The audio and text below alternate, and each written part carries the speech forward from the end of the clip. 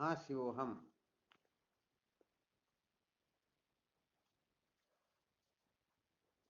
कल क्या सुनाया था?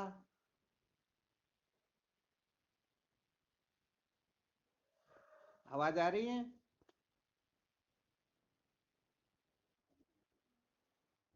हाँ शिवोहम। अच्छा, उसमें कल की एक ब्रह्मास्त्र बताया था, बहुत अच्छा सूत्र बताया था, वह क्या था?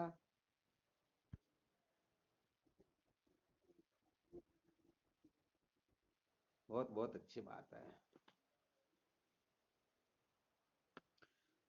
अच्छा, इसके बारे में क्या समझ में आया? अप्राप्त को प्राप्त करने की इच्छा न करना और प्राप्त वस्तु का ठीक प्रकार से सदुपयोग करना। इसमें ठीक प्रकार से।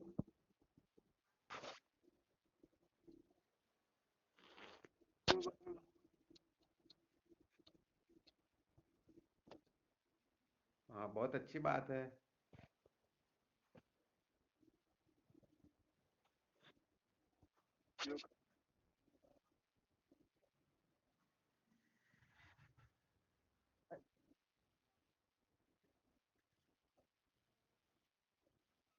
ठीक है।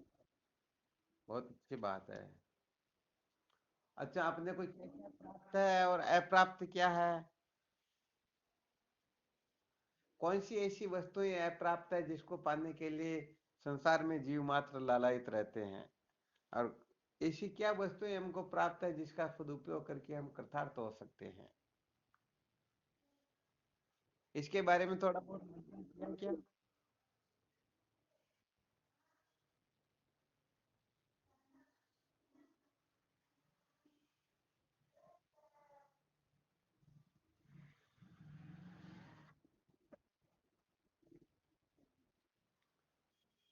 ठीक बात है।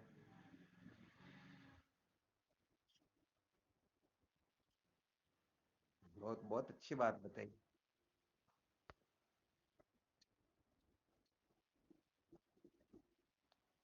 चलो, ये भी बहुत अच्छी बात है।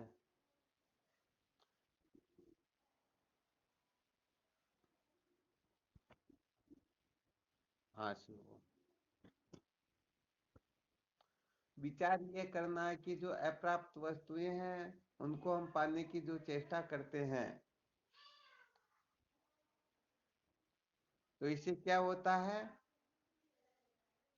यदि अपने प्रारब्ध में नहीं है तो वह वस्तु हमें कभी भी प्राप्त हो नहीं सकती, भले ही हम उनके लिए कितना भी पुरुषार्थ प्रयत्न क्यों न करें। तो ऐसी अप्राप्त वस्तुओं में से मुख्य मुख्य कौन सी वस्तुएं हो सकती है जिसके लिए संसार में प्राणी मात्र लालायित रहते हैं?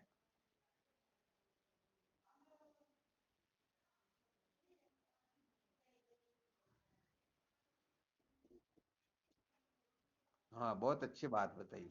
थोड़ी ये मार्मिक बात है। अच्छा, धन पुत्र स्त्री इसके बारे में कहने का मतलब, अधिकतर देखा जाता है कि बहुत कम लोग ऐसे होते हैं जो संतुष्ट होते हैं।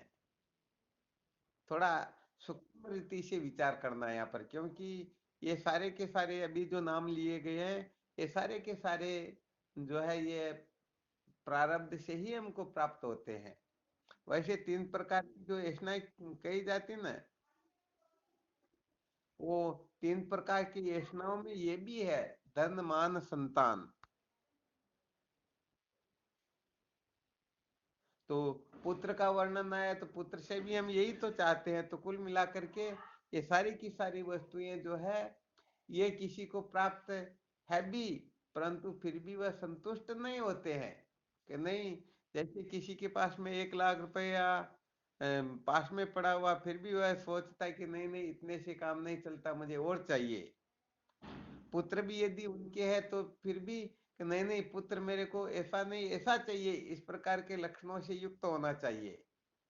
और यहाँ पर विशेष बात यह हो जाती, बहुत बार ऐसा अनुभव किया हुआ है, यदि उनके पिता के सामने उनके पुत्र को ऐसा उपदेश दिया जाए, देखो तुम प्रातःकाल उठते ही माता पिता को प्रणाम किया करो, तो उनके पिताजी समझते हाँ ये संत गुरु समझदार है। अब भले ही वह अपने जीवन में कभी माता पिता को उसने प्रणाम ही नहीं किया हो, भले ही उनको धक्का मुक्की लगाया हुआ हो, ठीक है ना, परंतु संसार में चाहते या नहीं चाहते। तो ऐसे ही तन के बारे में, पुत्र के बारे में, स्त्री के बारे में, मान बढ़ाई के बारे में, अनेक ऐसी वस्तुएं हैं जिनको पाने के बारे में लालायित रहता, भले ही उसे प्राप्त है फिर भी इस प्रकार का होना चाहिए, इस प्रकार का नहीं होना चाहिए। तो इस जगह पर जो सूत्र बताया गया, अप्राप्त वस्तुओं को प्राप्त करने की जो इच्छा होती है, ये समझो भगवत प्राप्ति के मार्ग में बहुत बड़ी बाधा होती है, क्योंकि वह स्वयं निर्णय कर रहा है कि मुझे इस प्रकार की वस्तुएं चाहिए। इस निर्णय से क्या सिद्ध होता है कि ईश्वर ने हमारे लिए जो निर्णय लिया, जो हमको दिया, उसे में हम संतुष्ट नहीं हैं।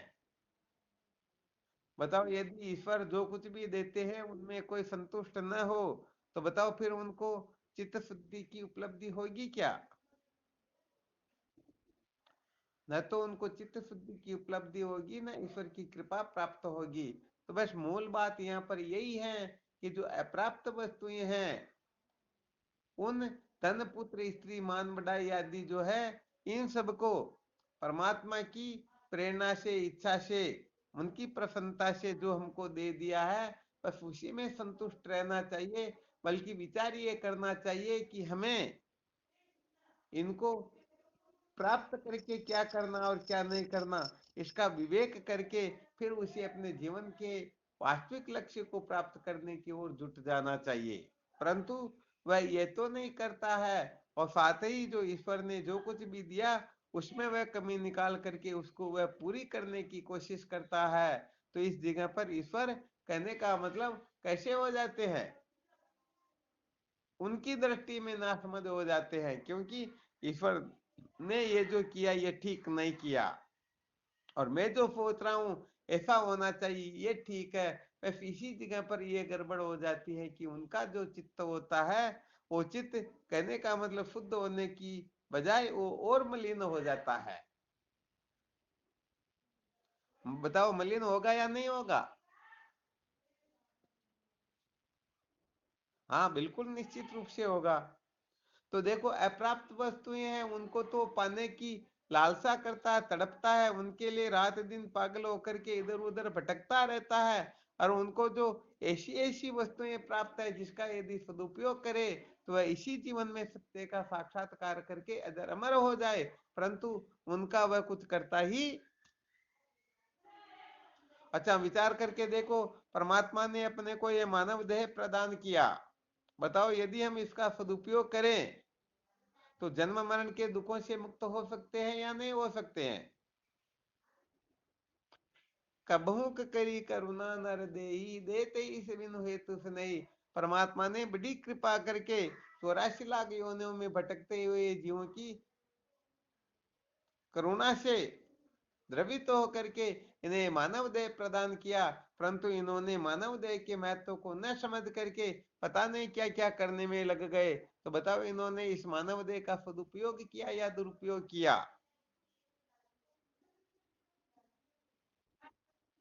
अरे वैसे देखा जाए तो चार चीजें ये प्राणी मात्र को किसी न किसी रूप में मिलती ही मिलती हैं। समय मिलता है, समझ मिलती है, शक्ति मिलती है, संपत्ति मिलती है, शरीर तो है ही है। तो बताओ, यदि ये समय का, समझ का, शक्ति का, संपत्ति का सदुपयोग करे तो बताओ इनका जीवन धन्य हो सकता है या नहीं हो सकता है? परंतु गड़बड़ क्या होती है, जिस समय में भजन करना चाहिए उस समय भजन तो करते नहीं, और सोचते नहीं नहीं अभी क्या, अभी हम बूढ़े थोड़े हो गए। अरे भाई, वास्तविक बात यह होती कि बासी फल जो होता है वो भगवान को नहीं चढ़ाया जाता है। तो जिस समय में हाथ पैर कंपन करेंगे, बैठे नहीं रह पाएंगे, ये अपनी नाड़ भी डगमगाने लग जाएगी, और हमें कुछ दिखेगा नहीं, सुनेंगे नहीं, कुछ कर नहीं पाएंगे, तब सोचेंगे अब भगवान का भजन करें। तो बताओ, उन्होंने समय का सदुपयोग किया क्या? हाँ, वास्तव में उन्होंने सदुपयोग किया ही नहीं। तो ऐसे ही ये नासमझ जीव कहने का मतलब अपने को जो कुछ भी प्राप्त है उसमें संतुष्ट रह करके उनका सदुपयोग करे तो सदा सदा के लिए कृतार्थ हो सकता है, परंतु ऐसा करता ही नहीं। वो तो कहते हैं जैसे दूसरों की थाली में घी ज्यादा दिखाई देता, होता या नहीं होता? तो बस ऐसी स्थिति प्राय ये कर ही लेता है। तो अपने को कुल मिला करके समझो जैसे जागृत अवस्था मिली हुई है, और जागृत अवस्था का यदि हम विचार करें तो जागृत अवस्था में जैसे 42 तत्वों के द्वारा व्यवहार होता है, तो 5 ज्ञानेंद्रियों का क्या उपयोग है, कर्म इंद्रियों का क्या है, अंतःकरण आदि का क्या है, यदि इनका सदुपयोग करें बताओ जीवन सार्थक होगा या नहीं होगा? ईश्वर ने जीव मात्र को स्वप्न अवस्था दी है, स्वप्न अवस्था का ये विवेक करके जगने के पश्चात जैसे निश्चय हो जाता है कि स्वप्न में जो कुछ भी दिखाई देता है ये सारा का सारा वास्तव में होता ही नहीं, ये तो केवल कल्पना से प्रतीत होता है, इनकी सत्ता ही नहीं है। तो बताओ यदि स्वप्न का विचार करें तो यथा स्वप्न तथा जागृत, जैसा स्वप्न होता है वैसा ही ये जागृत होता है। तो बताओ स्वप्न के दृष्टांत से जागृत को मिथ्या समझ करके ये अपने जीवन को धन्य बना सकता है या नहीं बना सकता है? हाँ बिल्कुल सत्य बात है। तो कुल मिलाकर के ये जागृत अवस्था हो चाहे स्वप्न अवस्था हो चाहे सुषुप्ति अवस्था हो, स्थूल सूक्ष्म कारण ही क्यों न हो, पंचकोश भी क्यों न हो, ये हमको जो प्राप्त है इनसे विरक्त हो करके इनका दृश्यत्व निश्चय करके यदि ये आगे बढ़ेगा तो निश्चित रूप से अपने जीवन को धन्य बना लेगा। देखो थोड़ा एक क्रांतिकारी सूत्र बता देते हैं। बहुत सारे लोग पूछते हैं कि हमें ध्यान किसका करना चाहिए, ध्यान देना अच्छी तरह से। तो देखो संसार के अंतर्गत जितने भी मत पंथ बने हुए हैं समस्त मत पंथों में ये अलग अलग प्रक्रिया हुआ करती कि तुम उसका ध्यान करो, उसका करो, उसका करो, इस प्रकार से अलग अलग बताया जाता है। परंतु वेदांत बड़ा विलक्षण रहस्य है। वेदांत कहने का मतलब इस प्रकार से कथन करता है कि आप जैसा चाहो वैसा करोगे फिर भी आपको परमात्मा तत्व का साक्षात्कार हो जाएगा। होता क्या है, एक बार कोई साधक किसी जीवन मुक्त महात्मा के सानिध्य में जाकर कहने लगता है भगवान मैं किसका ध्यान करूं? तो जीवन मुक्त महात्मा उड़िया बाबा जी जैसे ही रहे, जैसे अब वो यदि बोलेंगे तो बताओ साधारण बोलेंगे क्या? तो उड़िया बाबा जी महाराज ने कहा अरे तुम जिसका चाहो उसी का ध्यान करो, क्या फर्क पड़ता है? तो कहा भगवान जिसका चाहूं उसका ध्यान करूं, क्या मैं मेरे शरीर का ध्यान करूं क्या? उड़िया बाबा जी ने कहा क्यों नहीं, बिल्कुल तुम शरीर का ध्यान कर सकते हो। तो कहा स्वामी जी देह में अमता ममता होने से तो करोड़ों गायों की हत्या हो ऐसा पाप लगता, फिर मैं इस शरीर का ध्यान करूं तो ये तो पतन का मार्ग हो जाएगा, ये उत्थान का मार्ग कैसे होगा? तो उड़िया बाबा जी ने कहा भाई बात ऐसी है यदि तुम शरीर का ध्यान करोगे तो ये शरीर दृश्य है और तुम दृष्टा हो ऐसा तुम्हारे को बोध हो जाएगा। बताओ ये शरीर का ध्यान करना भी आत्म कल्याण का मार्ग प्रशस्त करता है या नहीं करता है? तो कहने का मतलब हाँ वेदांत में ध्यान ऐसा नहीं होता है कि आंख बंद करके कहीं एक जगह पालती लगा करके बैठ जाओ, आप जिसका चाहो उसका ध्यान करो, परंतु ध्यान करते समय अपने को ऐसा अनुभव हो जाए कि ये दृश्य है, ये नित्य है, ये ज्ञेय है, ये साक्षी है, मैं दृष्टा हूं, मैं साक्षी हूं, मैं ज्ञाता हूं, मैं इससे भिन्न हूं, इनके नष्ट होने से मेरा कुछ बनता बिगड़ता नहीं, मैं ही इनका प्रकाशक हूं, मैं ही वह द्वितीय तत्व हूं, मैं ही वह मूल तत्व हूं जिसकी सत्ता से ये सारा का सारा प्रकाशित हो रहा है। तो बताओ इस प्रकार के ध्यान करने से भी हम सदमार्ग को उपलब्ध हो सकते हैं या नहीं हो सकते हैं? तो अरे वैसे देखा जाए तो अपने को पता नहीं ऐसी ऐसी वस्तुएं दुर्लभ मिली हुई है जिसमें से एक का भी सदुपयोग करे तो ईश्वर की प्रसन्नता तो क्या, हम ईश्वर का साक्षात्कार भी कर सकते हैं, बंधन से मुक्त भी हो सकते हैं, इसमें संशय नहीं करना चाहिए। तो वेदांत के साधकों को तो अधिक से अधिक ध्यान करना है, तो किसका करना? अरे जहां जहां दृष्टि जाए उसी का ध्यान करो, परंतु देखो ये सारा का सारा दृश्य है। तो दृष्टा साक्षी आदि का जो चिंतन होता है, इनका जो ध्यान होता है, इनके बारे में जो ये विचार चर्चा होती है, तो ये इस प्रकार का चिंतन ही हमें निर्भय बनाता है, हमें बंधन से मुक्त करता है और अपने जीवन को धन्य बना देता है। आ गया समझ में? तो बस भले ही शरीर का ध्यान करो, कोई दिक्कत की बात नहीं है। यदि शरीर का ध्यान करोगे तो आपके अनुभव में ये बात आ जाएगी कि शरीर जो है यह दृश्य है और मैं इसको प्रकाशित करने वाला मैं दृष्टा हूं।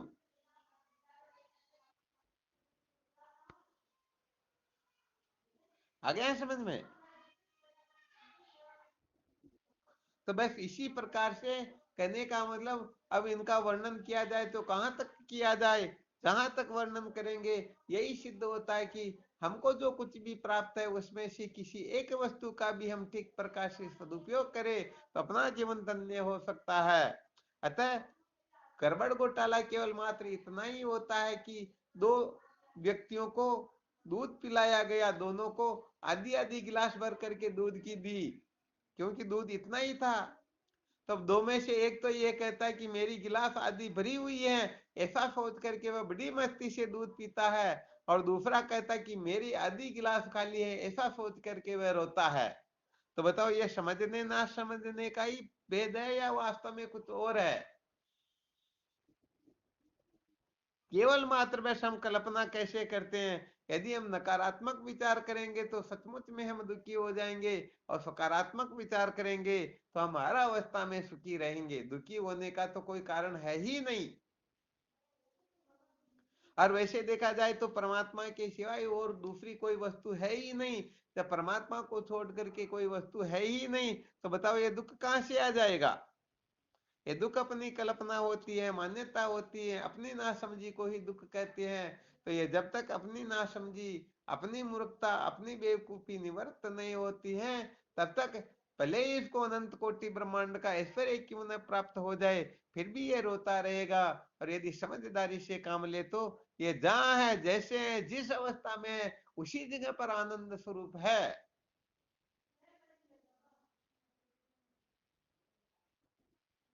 अच्छा, जेवर को हम तोड़ेंगे तब सोना बनेगा क्या? अरे बर्फ को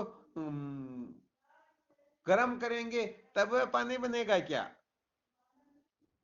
अरे जैसे घड़ा मिट्टी रूपी होता है, ये शस्त्र लोह स्वरूपी होता है, ये सारे के सारे वस्त्र सूत रूपी होते हैं, वैसे जीव वास्तव में नित्य शुद्ध बुद्ध मुक्त अद्वितीय ब्रह्म ही है। इस बात को जो ठीक तरह से समझ लेते हैं, बताओ वह हर अवस्था में जीवन मुक्त होते हैं या नहीं होते हैं? तो वास्तव में हम हर अवस्था में आनंद स्वरूप है, परंतु इस रहस्य को नहीं जानते। बस वो बेचारी मछली इसीलिए तड़पती है, इसीलिए प्यासी है कि वह उलटना नहीं जानती है, क्योंकि सीधी रहती तो पानी उसके मुख में प्रवेश करता है और दो उनके जो छिद्र होते हैं उन छिद्रों में से निकल जाता है। तो हमें केवल और केवल मात्र उलटना है, अपनी सोच को बदलना है। वास्तव में देखा जाए तो हम जहां जैसे जिस प्रकार से हैं, नित्य शुद्ध बुद्ध मुक्त अद्वितीय ब्रह्म ही है। वास्तव में हम ही सजाते विजाते स्वगत वेद से रहित अद्वितीय ब्रह्म है, परंतु इस रहस्य को न समझ करके हम किसी के बाप बेटे बनते हैं, हम शत्रु मित्र बनते हैं, काले गोरे लंबे ऊंचे बाकी टेढ़े बनते हैं, नाम रूप कुल गोत्र वर्ण आश्रम वाले बनते हैं, पता नहीं क्या क्या बनते रहते हैं। यही कारण है कि हम अपने आनंद स्वरूपता को खो करके केवल मात्र अल्प में या परिचिन में अमत्व ममत्व सत्यत्व बुद्धि करके हम वैसे के वैसे हो जाते हैं।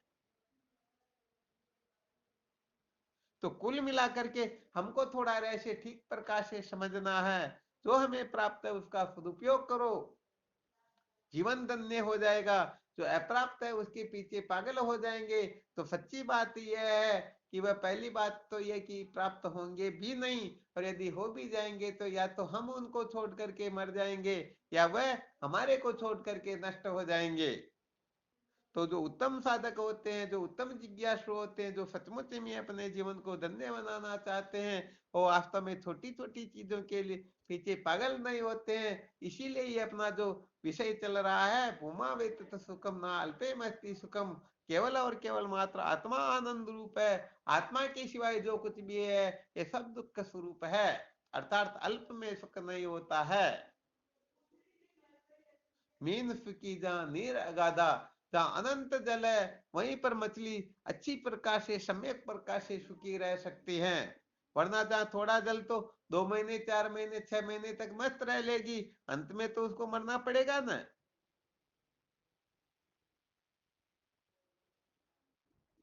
तो वास्तव में जो सच्चिदानंद अद्वितीय ब्रह्म है, जो वास्तव में परमानंद है, जो ब्रह्मानंद है, उस आनंद का हम साक्षात्कार करके उसका अनुभव करके ही हम सदा सदा के लिए कृतार्थ हो सकते हैं। बाकी तो सच्ची बात है, ये अनंत जो सांसारिक पदार्थ है इनका आनंद तो थोड़ी देर के लिए होता है, सदा के लिए तो हो सकता ही नहीं।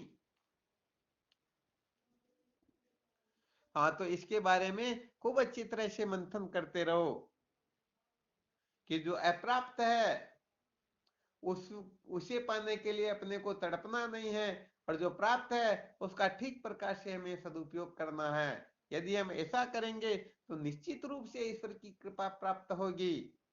ईश्वर की कृपा जिनको प्राप्त होगी तो उनके जीवन में जो कुछ भी गड़बड़ घोटाला है वो निकलने लग जाएगा, क्योंकि बिना ईश्वर की कृपा के ईश्वरानुग्रह दे पुषाम अद्वैत वासना महाभय प्रीतृणा द्वितृणाम उपजायते। ईश्वर के परम अनुग्रह से ही जीवों के हृदय में अद्वैत तत्व को जानने की जिज्ञासा जागृत होती है। तो कुल मिलाकर के जो ईश्वर की कृपा प्राप्त कर लेंगे वह मल विक्षेप दोषों से भी मुक्त हो जाएंगे।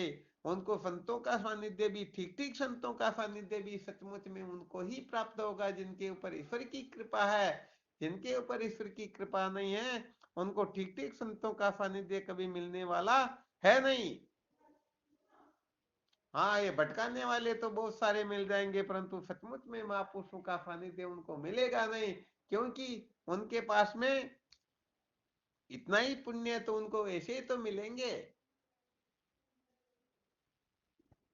हाँ, और जिनके ऊपर ईश्वर की कृपा होती है वो चतुष्टय साधन संपन्न भी हो जाते हैं, और जिनके ऊपर ईश्वर की कृपा होती है उनको श्रोत्रिय ब्रह्मनिष्ठ ब्रह्मवेत्ता महापुरुषों का सानिध्य भी प्राप्त हो जाता है। तो कुल मिलाकर के ईश्वर की कृपा में ही इस जीव का सम्यक प्रकार से मंगल है। बिना ईश्वर की कृपा के ये बेचारा अमंगल से ही युक्त रहता है, रात दिन भटकता रहता, सुखी दुखी होकर के संसार अरण्य में जन्म मृत्यु की श्रृंखला में ये भटकता ही रहता है।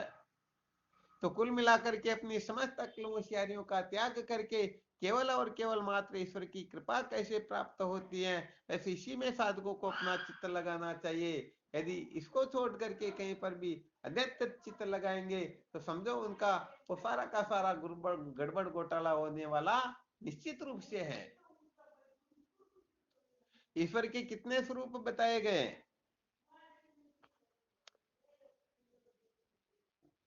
दो कौन कौन से हैं? निराकार का क्या मतलब, साकार का क्या मतलब?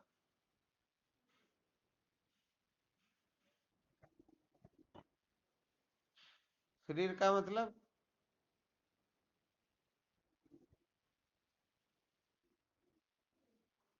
एक बात बोलो ना निश्चित करके, या तो यही बोलो या यही बोलो। अरे संत के रूप में तो निराकार रूप से कृपा करेंगे तभी संतों की उपलब्धि होगी, परंतु जब तत्व जिज्ञासा सम्यक प्रकाश से जागृत हो जाती है और उनको पूर्ण करना हो तो वो स्वयं साकार रूप से प्रकट होकर के फिर अपने सामने उपस्थित होते हैं। तो ईश्वर का निराकार रूप तो है वो जो स्वयं है, और उनका साकार रूप है गुरुदेव। और यहाँ पर सूत्र यही बताया गया कि सब जगह पर अपने को अक्ल होशियारी लगानी है, परंतु ईश्वर के सामने बिल्कुल भी। हाँ, बिल्कुल सत्य बात। चाहे वो ईश्वर का निराकार रूप हो या साकार रूप, निराकार रूप के साथ में अपन अक्ल होशियारी लगाएंगे तो कहने का मतलब श्रोत्रिय ब्रह्मनिष्ठ गुरुदेव की उपलब्धि होती, तब तक का जितना भी सारा का सारा बता रखा इसमें से एक भी प्राप्त होने वाला नहीं है। और यदि कोई साकार ईश्वर के साथ में अपनी अक्लों में शरीर लगाने की कोशिश करेगा तो उनकी जो तत्व जिज्ञासा जागृत हुई वह कभी भी पूर्ति उसकी पूर्ति होने वाली है नहीं। तो इस प्रकार से कहने का मतलब साधकों को सदा सर्वदा इस बात का मंथन करते रहना चाहिए, विचार करते रहना चाहिए, इस बात को अच्छी तरह से समझ लेना चाहिए कि सचमुच में ईश्वर ने जो कुछ भी हमको दिया है इसका हमें सदुपयोग करना है। ईश्वर की कमी हमें नहीं निकालने की, ईश्वर ने गड़बड़ घोटाला कर दिया, मेरे को सुंदर नहीं बनाया अथवा धनवान नहीं बनाया, बड़ी पद प्रतिष्ठा नहीं दी, ऐसा वैसा नहीं दिया, ये गड़बड़ घोटाला अपने को नहीं करना। अरे जो उनकी मर्जी है, जो उनकी मौज है, जैसे वो रखते हैं हमें उसमें संतुष्ट रहना चाहिए। और केवल मात्र अविद्या के बंधन से मुक्त होने के लिए कुछ ना कुछ युक्ति, हाँ बिल्कुल, उसको सदा सर्वदा काम में लेते रहना चाहिए। यदि इस प्रकार की समझ किसी में जागृत होने लगेगी तो फिर सचमुच में जो निष्काम कर्म होता है ना, जिसके बारे में आगे चल करके बताया जाएगा, 3 प्रकार के जो निष्काम कर्म होते हैं, जिसमें से केवल और केवल मात्र सात्विक निष्काम कर्म जो होता है वही ईश्वर की पूर्ण रूप से कृपा प्राप्त करवाता है। रजोगुणी निष्काम कर्म जो होता है वह ईश्वर की कृपा प्राप्त नहीं करवाता, बल्कि उत्तम लोगों को प्राप्त करवा देता है। और तामसी जो रजोगुणी कर्म निष्काम कर्म होता है, तामसी निष्काम कर्म केवल और केवल मात्र संसार में थोड़ी बहुत उनकी मान बढ़ाई स्तुति आदि हो जाती हैं, इसके सिवाय और कुछ होता नहीं। ये थोड़ी विशेष बात है।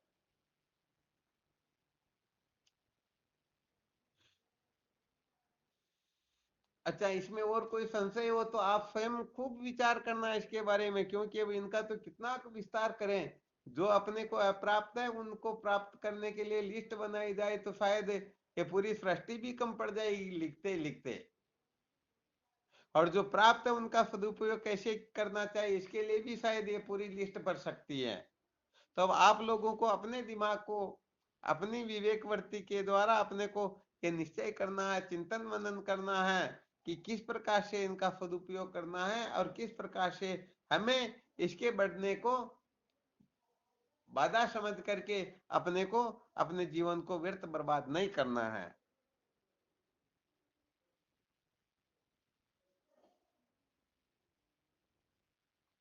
और भी कोई कुछ बताना चाहे तो।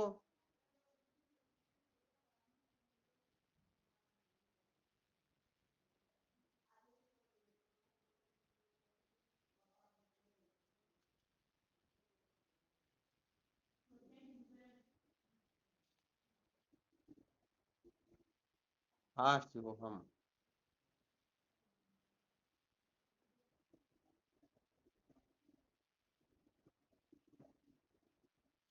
हाँ बिल्कुल बिल्कुल, उसी के बारे में विचार करो, बहुत अच्छी बात है।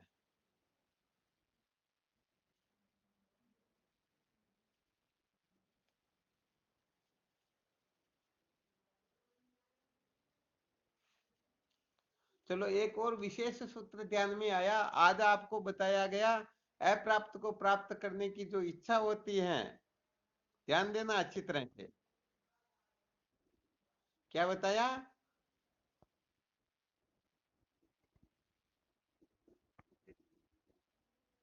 और प्राप्त वस्तु का सदुपयोग करने के बारे में जो कुछ बताया ना,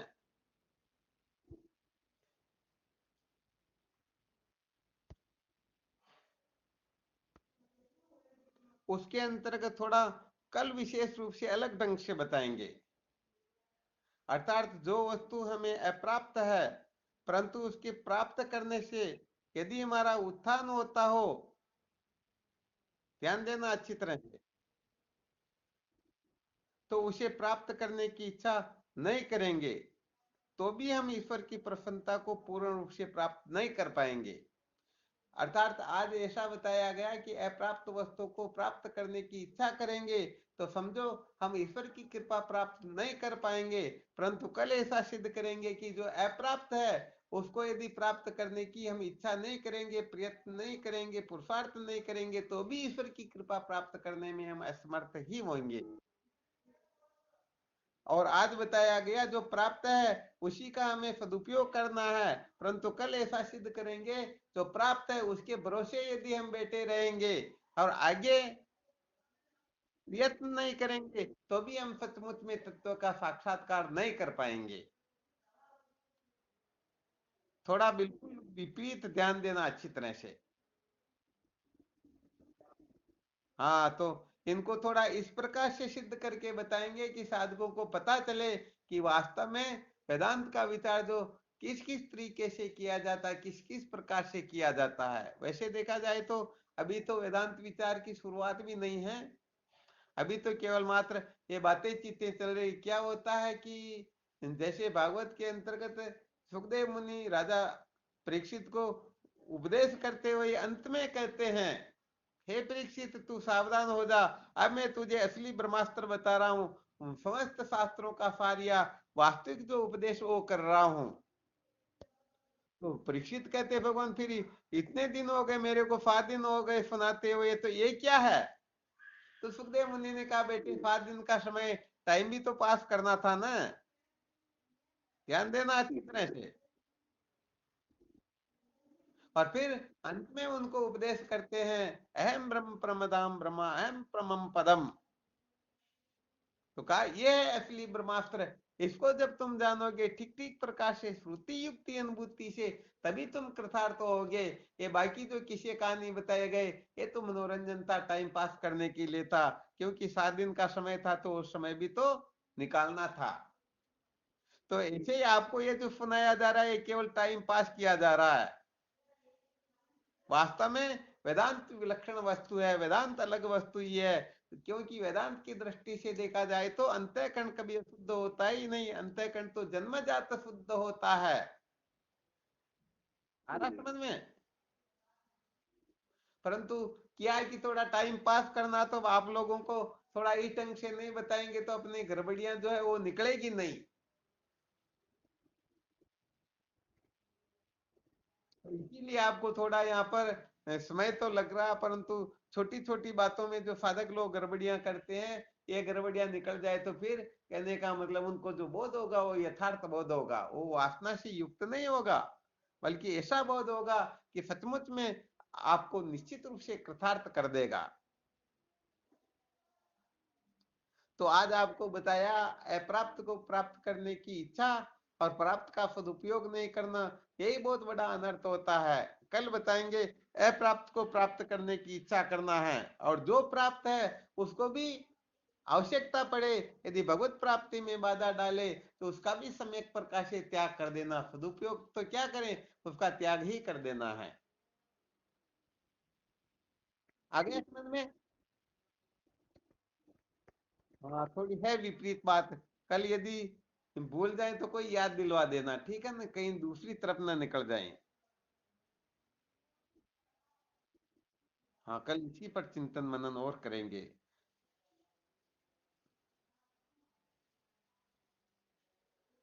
अच्छा, इसमें और किसी को कोई संशय हो, शंका हो तो भले इन पर विचार कर सकते हैं थोड़ा बहुत।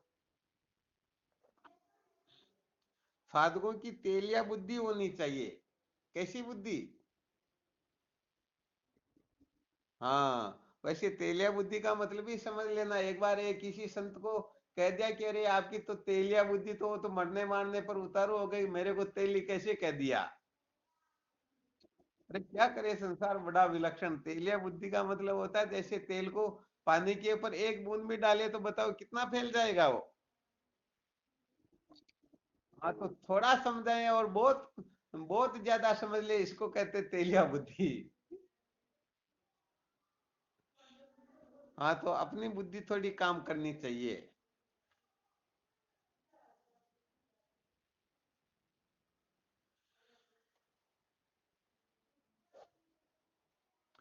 और ये सारा काम हम कब कर पाएंगे?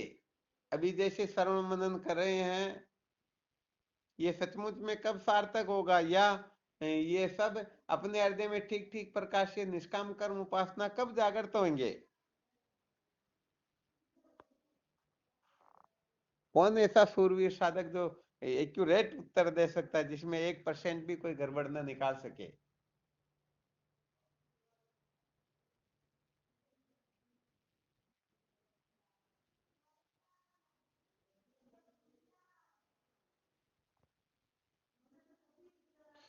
बस इतना गड़बड़ घोटाला क्या?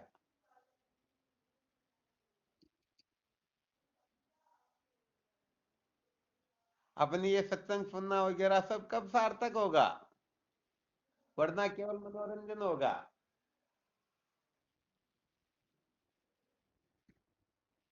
अरे जो अविद्या के बंधन से मुक्त होना चाहता है, आ गया समझ में? हाँ, जो अविद्या के बंधन से मुक्त होना चाहता है उसी का सत्संग सुनना सार्थक होगा। और सचमुच में वे ही ये यहाँ पर जितने भी साधन बताए जा रहे हैं उन समस्त साधनों को वह करने लग जाएगा। और जिनको अविद्या के बंधन से मुक्त होना ही नहीं है, फिर उनको तो कोई लेना देना है भी नहीं। इसलिए जो सचमुच में मोक्ष को पाना चाहता है, जन्म मरण के दुख से छूटना चाहता है, सत्य का साक्षात्कार करना चाहता है, मूल सहित विद्या को भस्मीभूत करना चाहता है, तो सदा सदा के लिए कृतार्थ होना चाहता है, वह चाहे यहाँ पर बताए गए साधन कितने भी क्लिष्ट क्यों ना हो, कितने भी कठिन क्यों ना हो, परंतु निश्चित रूप से वो कर लेगा। आ गया समझ में? हाँ, वो निश्चित रूप से सदुपयोग करेगा। जैसे अभी रमेश जी ने बताया था ना, क्या क्या बताया था सदुपयोग के अंदर?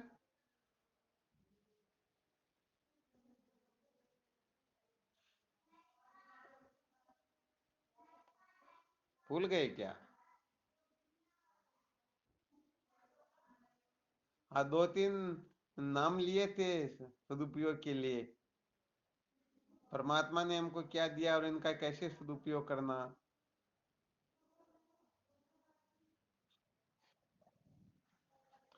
बस ज्यादातर अपने को श्रुति माता ने जो बताया ना, न कर्मणा न प्रजया न धनेन त्यागे न के मृतत्व मांसु, न कर्म से न धन से न भोग से मोक्ष होती है, बल्कि इनके त्यागने से ही होती है। अभी जो तृष्णा का वर्णन किया गया, धन मान संतान तृष्णा तीनों को जान, तो इनका सदुपयोग कैसे करना है?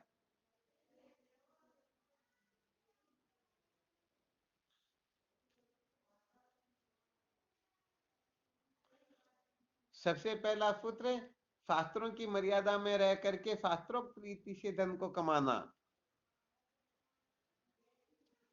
ठीक है क्या? और इसके पश्चात उनको शास्त्रोक्त रीति से कमाने के बाद में फिर ईश्वर को अर्पण करके, क्योंकि ईश्वर की प्रसन्नता प्राप्त करनी है तो ईश्वर को अर्पण करना ही करना है। उसमें से शास्त्रोक्त रीति से जो बताया गया उसी प्रकार से करना। और जो बचा हुआ शेष 90% उसका भी हमें सदुपयोग करना। और उसका सदुपयोग कैसे करेंगे? तो 90% के द्वारा जो कुछ भी खरीदा जाएगा उसके द्वारा हमें क्या प्राप्त होगी? अरे, खाने पीने की व्यवस्था करेंगे या नहीं करेंगे? करेंगे तो बताओ, शरीर में शक्ति, उनको खाने पीने से शरीर में शक्ति प्रकट होगी या नहीं होगी? और उस शक्ति के द्वारा यदि हम आत्म कल्याण के लिए प्रवृत्त हो रहे हैं तो समझो आपने 100% का सदुपयोग कर लिया। अब एक तो किसी के पास में शक्ति हो तो किसी को मारने लग जाए, तो धक्का मुक्की करने लग जाए, पता नहीं क्या करने लग जाए। कहते हैं जैसे विद्या विवादाय धनम मदाय शक्ति प्रेषाम पर पीड़नाय खलस्य साधु विपरीत में तत् ज्ञानाय दानाय च रक्षणाय। मूर्खों के पास में यदि विद्या आ जाती तो वो विवाद करते हैं,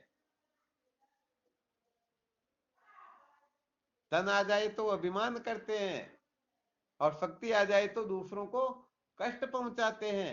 परंतु सज्जन पुरुषों के पास में यदि विद्या आ जाती तो उपदेश करते हैं, धन आता तो उनका सदुपयोग करते हैं, और शक्ति आती है तो वो निर्बलों की रक्षा करते हैं। सूत्र आ गया समझ में?